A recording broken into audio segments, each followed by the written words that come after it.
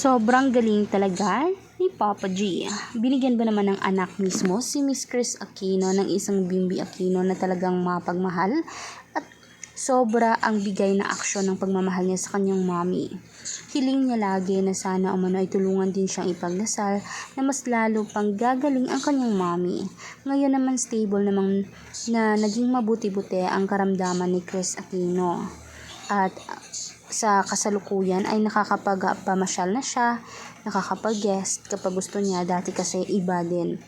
Ngayon naman parang nagsettle naman yung katawan ni Chris na talagang maging maganda at yung immune system niya ay unti-unting nakaka-recover na.